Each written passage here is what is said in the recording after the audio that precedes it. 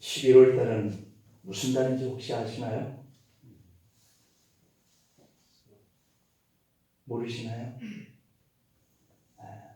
게시판만 봤어도 할 텐데, 주보만 보셨어도 할 텐데. 11월 달은 한번 시작. 헌신의 달입니다.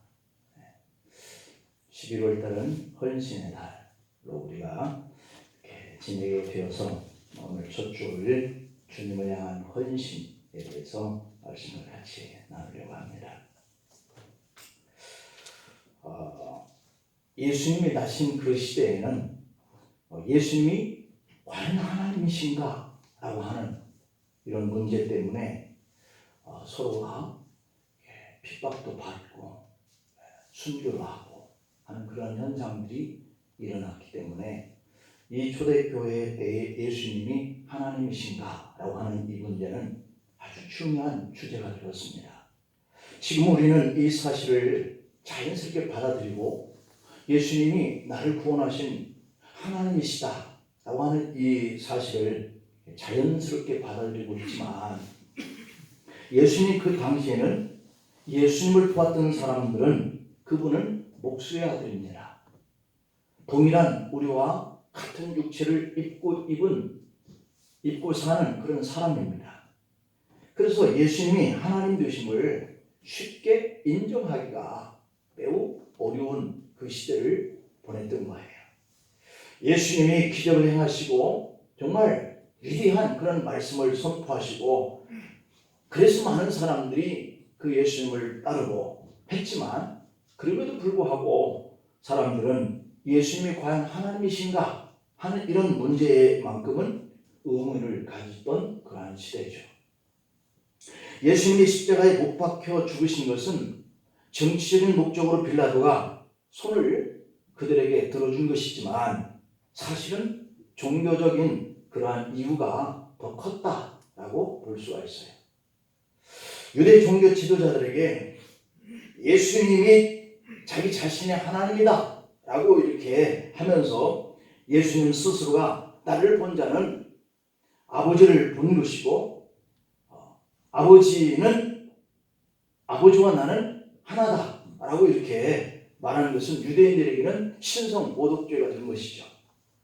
이것은 예수님의 형제들도 그 형이 하나님이다 라고 이렇게 말하고 있는 것에 대해서 믿기가 어려웠기 때문에 그 형제들도 예수님을 가리켜서 미쳤다 이렇게 얘기를 했단 말이에요. 마가복음 3장 20절 21절을 볼까요? 집에 들어갔으니 무리가 다시 모임으로 식사할 겨를도 없는지라 예수의 친족들이 듣고 그를 붙들러 나오니 이는 그가 미쳤다 하밀어라. 이 말씀의 배경이 바로 그 시대에 예수님을 보는 그런 관점이었던 거예요. 예수님이 자기 자신이 하나님이다, 나를 본 자는 아버지를 본 것과 같고 나는 아버지와 동일하다 이렇게 외치는 예수님이 미치지 않고서는 그렇게 얘기할 수 없는 것으로 받아들이는 그러한 배경이 있는 거죠. 그러나 사람들은 예수님의 기적을 이렇게 바라볼 때마다 예수님에게서 그 메시아의 그 흔적을 찾고 보고 그리고 마냥 환호하면서 따르는 것이죠.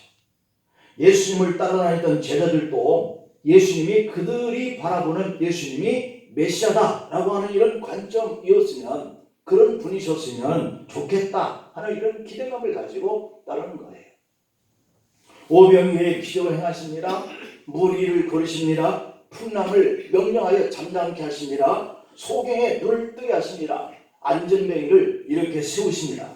이 일로 인해서 사람들은 예수님이 메시아였으면 좋겠다라고 하는 이런 기대를 했는데, 하지만 그들이 이렇게 기대하고 예수님을 따랐던 그런 기대감과는 다르게 시간이 갈수록 예수님은 자꾸만 자기 자신이 십자가에 달려서 죽어야 한다라고 하는 말씀을 하시는 거예요.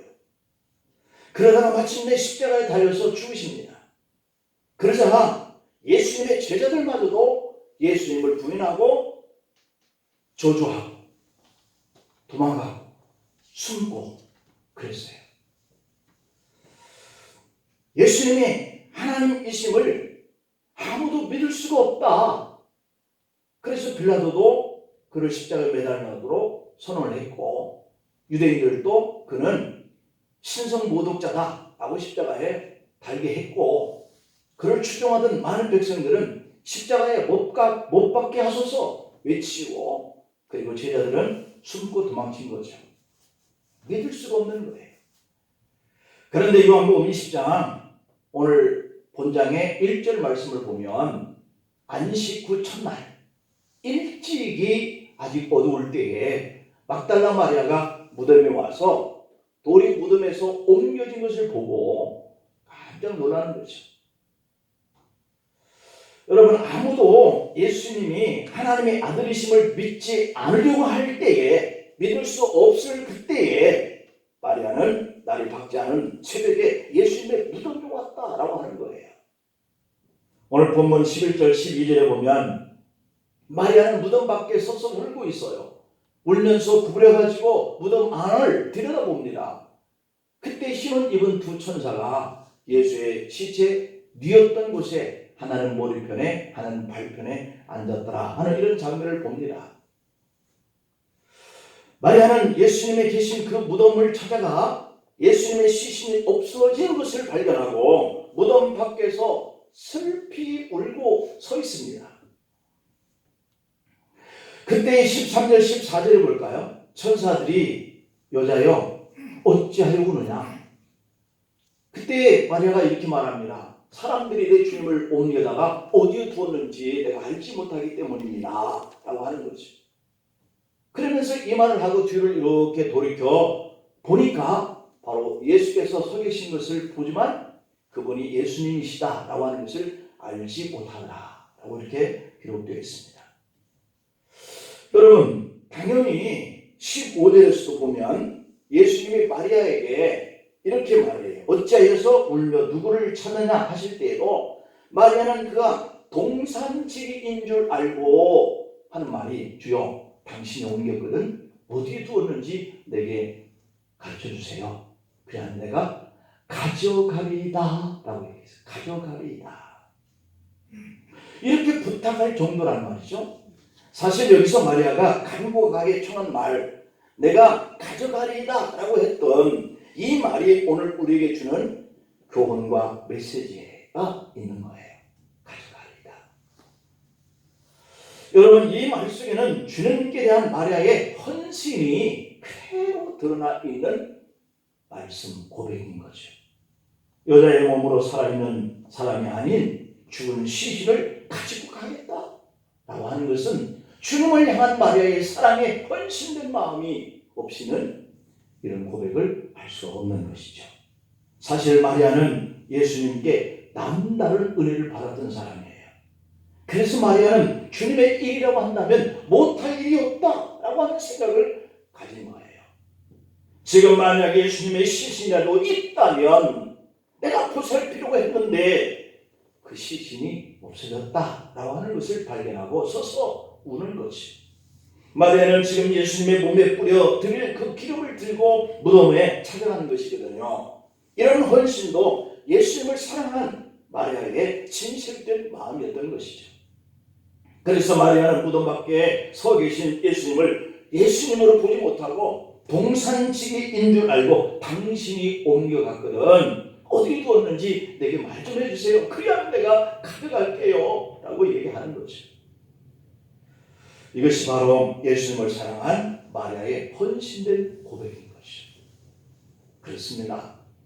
우리도 마리아처럼 내가 가져가리이다 라고 하는 예수님을 사랑하는 그런 고백을 우리가 주님께 해야 하는 것인데, 그렇게 우리도 신앙생활을 해가야 하는데, 그렇게 섬기려고 한다면 우리에게 어떤 헌신이 요구될까라고 하는 메시지를 오늘 우리가 생각해 보려고 그래요. 그 첫째는 이런 새벽에 주님을 찾는 사랑의 헌신이 필요하다. 우리에게도 이 마리아처럼 주님을 사모하고 주님의 나라를 소망하고 이렇게 살아가기 때문에 이런 새벽부터 주님의 전을 사모하는 이런 헌신이 주님을 사랑하는 마음으로 표현되어야 한다라고 하는 거예요. 할렐루야. 이런 사랑을 좀 가지고 우리가 교회와 주님을 좀 이렇게 사랑해 가보십시다. 새벽부터 생각나서 주의 전을 달려올 수밖에 없는 그런 마음. 심히 약한 여성의 몸으로 날이 밝지 않은 새벽에 예수님의 빈 무덤에 와서 시신을 가져갈게요 라고 말을 했다는 거 아니겠어요? 산자도 아닌 죽은 자의 시신을 옮겨가겠다 라고 하는 것은 정말 무섭고 떨리는 일이에요. 그것도 아직 이른 새벽에. 하지만 마리아는 주님을 사랑하는 마음이 너무 뜨거우니까, 너무 간절하니까 주님을 위해서라면 못할 일이 없을 것 같다라고 하는 생각으로 말을 하는 거죠. 처음부터 마리아는 주님을 사랑하는 마음 하나 때문에 주일날 이른 새벽에 일어나서 무덤을 향해서 발걸음을 재촉한 거거든요.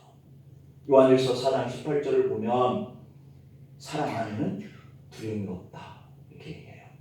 내가 주님을 사랑하기 때문에 그 주님 앞에 이 이른 새벽에 가는 것은 결코 두렵지 않아 라고 하는 마음이 사랑하는 마음 때문인 거예요. 온전한 사랑이 두려움을 내쫓나니. 그래요. 내 자녀가, 내 가족들이 어떤 위급한 상황에 누구하고 대치하고 있고 칼부림을 일으키는 현장이라고 할지라도 사람들은 뒤로 물러나는 그러한 그 현장 속으로 나는 뛰어드는 거예요. 왜? 사랑하니까 내 두려움이 없어졌어. 그런 마음을 가지고 우리가 주님을 사랑하십시다. 두려움에는 형벌이 있으니라. 그러니까 내가 다칠까봐 접근 못하는 이런 다른 사람들과는 달라. 나는 가족이니까 사랑하는 마음이 그 두려움을 내쫓아. 이 형벌이라는 것은 막는 것을 말하는 것으로도 의미가 있어요. 내가 주님 앞에 나오려고 하는데 내 마음이 주님을 이만큼 사랑하는 마음이 없어. 그러니 거기 가면 내가 힘들 것 같아. 부담될 것 같아. 내가 손해볼 것 같아. 형벌이. 사랑해야 이런 마음이 우리에게서 떠나게 되는 줄 믿습니다. 이 마리아가 그랬다는 거죠. 이 말씀처럼 마리아는 주님을 너무 사랑하는 마음 하나가 그 새벽에 시신에게 부어드릴 그 향을 가지고 이런 새벽에 무덤 앞에 갔는데 두려움을 내쫓았어요. 사랑하는 마음이. 여러분, 주님과 사랑하는 관계가 되면 새벽부터 주님의 전을 찾는 것이 고통스럽거나 두려운 일이 될 수가 없어요. 오늘 우리도 주님이 여러분에게 두려움이 없는 그 사랑의 대상이 되셔서 마음의 중심으로 새벽 시간을 주님께 헌신하면서 그렇게 살아가는 그런 결단을 한번 해보시기 바랍니다. 어느 아이가 자기만큼이나 커 보이는 아이를 업고 땀을 흘리면서 서 있는 모습을 보고 주변에서 사람들이 안타까워서 이런 말을 합니다. 얘야, 그 아이가 무겁지 않니? 그랬더니 그 아이가 하는 말이 미소를 머금으면서 내 동생인거려. 내 동생인거려. 사랑하니까 무거운 것도 없어지는 거예요. 사랑하기 때문에 그를 사랑하는 일이 두려움, 힘이 모자람, 벅참 이런 것들을 다 물리쳤어요. 필요를 모르는 거지. 주님을 사랑하는 성도는, 교회를 사랑하는 성도는 교회의 성물 하나하나를 아끼고 교회를 정성껏 살펴요. 그래도 힘든 줄 몰라요. 그 봉사하는 것이 헌신하는 것이 너무 기뻐요. 주님을 사랑하고 교회를 사랑하니까 구석구석을 닦고 힘든 일을 혼자 들고 사랑하니까. 교회를 사랑하고 주님을 사랑하기 때문에 그는 자신의 어떤 일보다도 주님과 교회를 위해서 헌신할 수 있어요. 사랑하는 마음으로부터 그 두려움을 내쫓아요. 주님을 사랑하니까 목숨까지 바치는 순교자들이 나오잖아요. 주기철 목사님이 어떻게, 손양원 목사님 그 원수를 어떻게 자식으로 받아들여? 사랑하니까. 두려움이 없고. 그래서 하는 거예요. 근데 우리는 그 그와 같은 사랑의 마음이 진실하게 주님을 향해서 표현되어질 그 타임과 그 환경에서 우리가 살지 못하기 때문에 지금 생각할 때는 못할 것 같다, 안 할 거야, 이런 마음이 들지만, 그러나 우리에게도 그런 환경이 당하면 내가 주님을 사랑하는 마음이 강렬하게 일어나면 할 수 있는 거죠. 주님은 베드로에게 두 가지의 고백을 들으셨어요. 첫 번째 고백은 마태복음 16장 16절에서의 이런 고백입니다. 주는 그리스도시요 살아계신 하나님의 아들입니다. 이런 고백을 했어요. 그리고 두 번째 고백은 요한복음 21장 15절 이하에서 보면 내가 주를 사랑하는 줄 주께서 아시나이다, 이런 고백을 해요.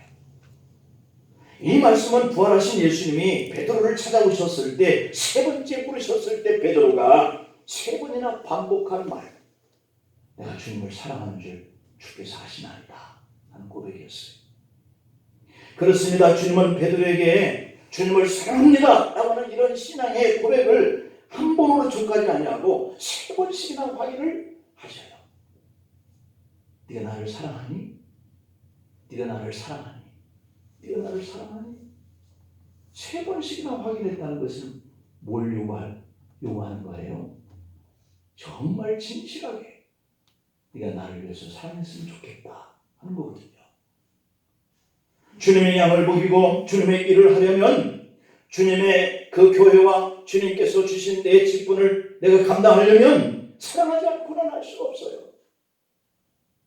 성도 여러분, 주님께서 주시는 그 십자가를 지고 주님의 몸된 이루는 교회를 위하여 이 새벽부터, 이런 시간부터 주님 앞에 나오는 것이 부담이 안 되고 힘이 들지 않고, 주님만 말이지 하는 이런 간절한 마음이 있으면 5시에 나오라 한들 그게 버겁겠어요? 그게 힘겹겠어요? 아닙니다. 나를 생각하기 때문에 그게 형벌이 되는 거예요. 내가 그냥 주일날 한번 시간 나와서 때우고 그래야 목사가 안 나오네 이런 소리 안 하니까 이런 마음이 더 강하면 너무 힘든 거예요. 할 수가 없는 거예요. 헌신이 안 되는 거예요. 그렇다면 주님께서 베드로를 향해서 물으신 이 질문이 오늘은 여러분과 저에게 던져지는 질문이기를 믿으시기를 축복합니다.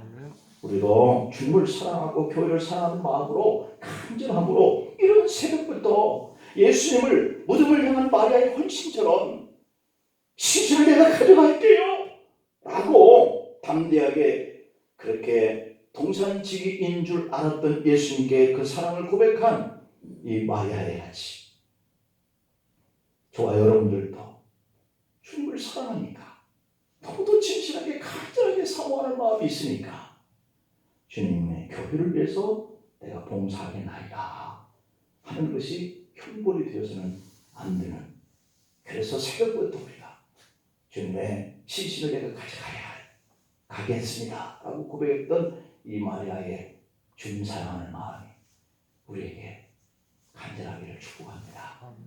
아멘. 네. 억지로가 아니라 그래야 되겠다 하는 마음으로. 그다음에 두 번째입니다. 마리아는 주님의 시신을 찾으려고 하는 것이 주님을 사랑하는 자의 책임감으로 알았어요. 책임감. 사랑이 안 되면 책임감으로라도 해야 하는 거죠. 내가 주님 때문에 구원받은 사람인데, 내가 주님 때문에 이루는 교회를 섬기는 사람인데, 내가 사랑하는 마음이 약하면 이 직분을 맡았으니 책임감으로 성도의 책임이 있잖아요. 직분자의 책임이 있잖아요. 책임감으로 헌신하는 거죠. 마리아는 주님을 진실함으로 사랑하였다 그랬어요. 그 사랑의 마음에는 두 가지 헌신된 마음이, 하나는 책임감이었어요. 첫 번째 책임감은 마리아는 새벽 미명에 주님의 묻혀있던 그 무덤으로 달려가서 내가 주님의 시신에 정성껏 준비해간 이 향을 발라야 되겠다. 더 이상 시신이 상하지 아니하도록 잘 모셔야 하겠다. 이런 생각으로 달려가는 거죠. 두 번째 책임감은 달려가 봤더니 무덤이 텅 비어 있어요. 주님의 시신이 보이지 않아요. 너무 무섭고 두렵고 다리가 풀려서 쓰러질 것 같았지만 동산지기 같은 사람에게 주여 내가 시신을 가져가리이다. 어디에 있습니까? 묻는 책임감. 어떻게 여인의 몸으로 이러한 책임을 지려고 그런 말을 했을까요? 내 자신이 주님께 받은 그 사랑이 너무 크다고 믿어졌기 때문에 자신의 힘으로 감당할 수 없는 그 시신을 가져가겠다라고 말을 하는 거죠. 이게 헌신하는 가능해요.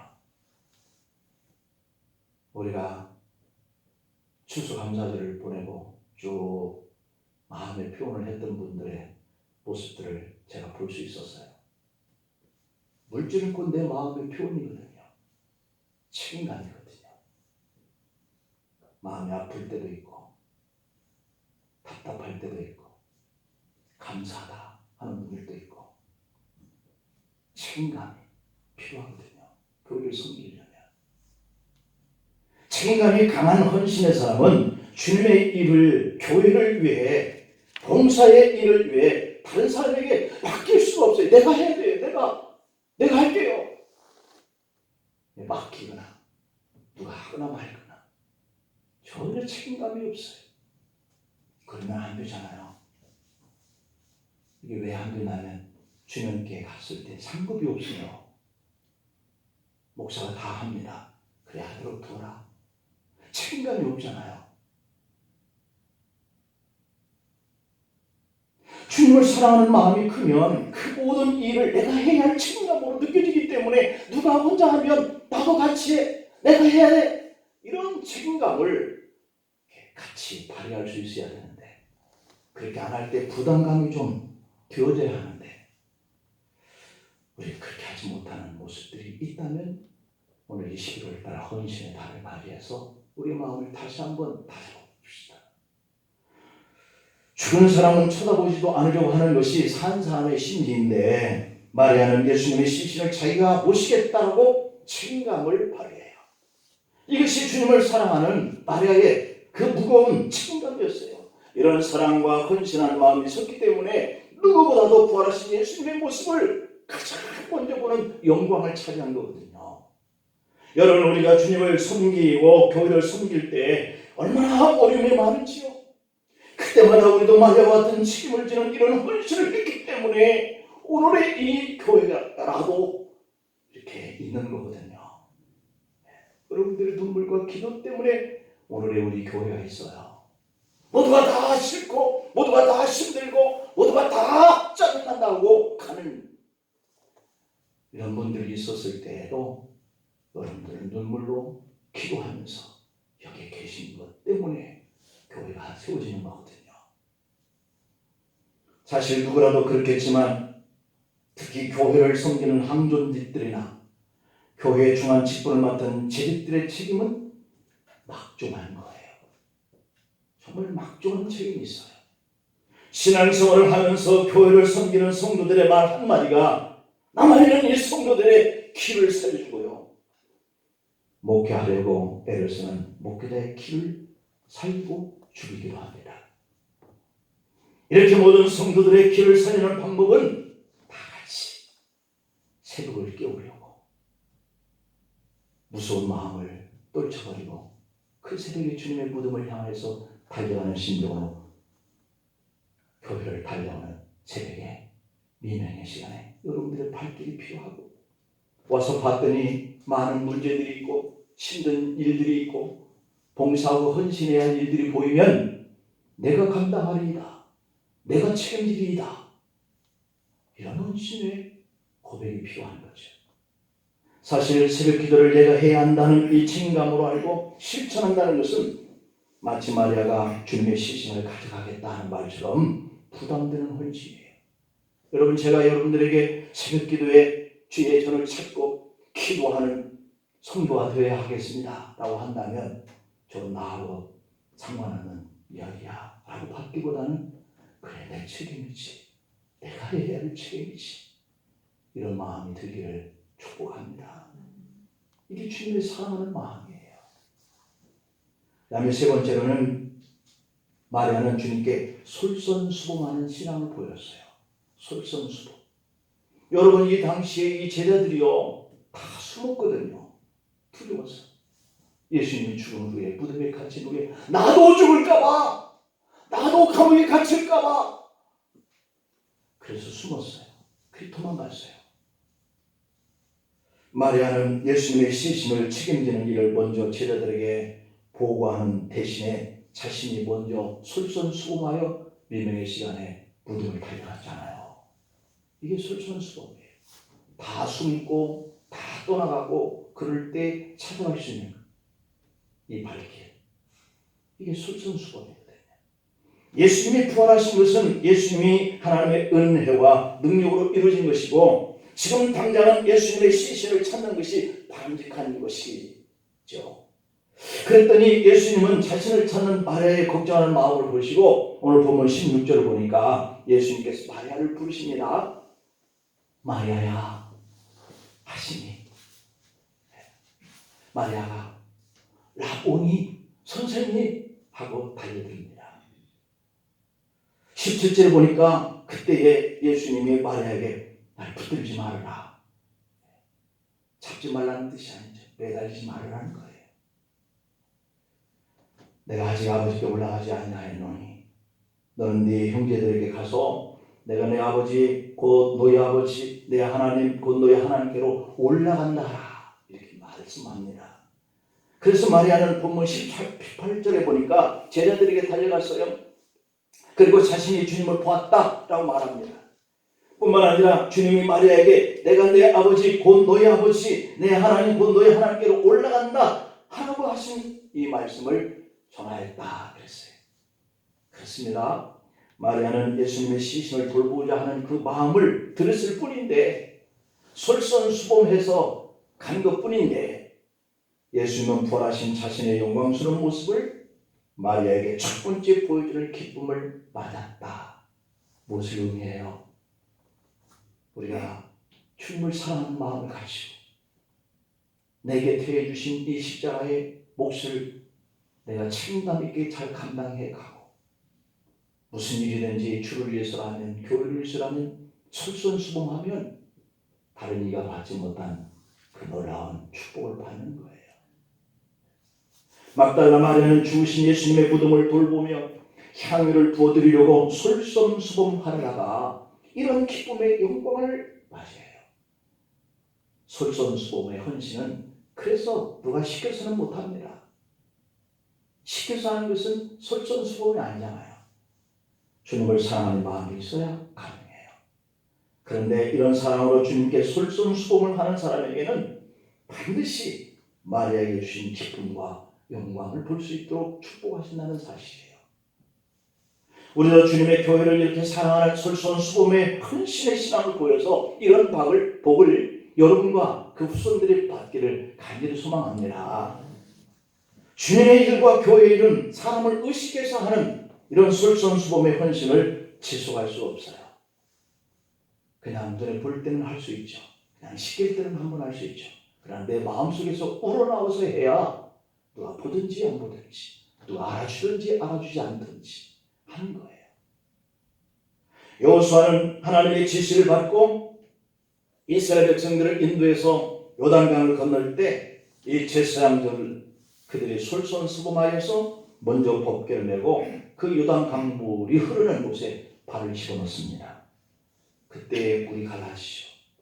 이렇게 먼저 본을 보이는 사람이 있을 때 장애물도 제거되고 길도 열려집니다. 우리 교회 안에 여러분들이 다 솔선수범하고 다 책임감을 감당하고 주님을 뜨겁게 사랑하는 사람이어야겠어요? 그렇지 않는 사람도 있는 것이죠. 그래야 책임감을 감당하는 사람도 돋보이고 솔선수범하는 사람도 눈에 띄는 거죠. 다 하는 게 아니에요. 내게 사랑이 그렇게 뜨겁게 임하는 사람들 하는 거죠. 다 하면 더 좋죠. 한 불행한 소년이 있었는데요. 부친은 중풍병자고 모친은 폐병 환자였습니다. 기구하잖아요. 아버지는 중풍이고 어머니는 폐병이고 아이가 국어를 해오면 그것으로 세 식구가 먹고 삽니다. 어느 날 어머니는 국어를 해온 돈 중에 11조를 오른쪽 주머니에 넣어주면서 이것은 하나님께 바치고 왼쪽 주머니에 넣어주면서 이것은 너 용돈해 그랬어요. 그리고 아이에게 당부합니다. 가난할수록 더 하나님을 의지해야 복을 받는 것이 난다 라고 했어요. 사실 그런다고 구걸할 정도 그 가정이 갑자기 부해지겠어요? 그렇지 않지 않습니까? 소년이 더 어려워지자 그는 미국으로 가려고 몰래 화물선을 탔습니다.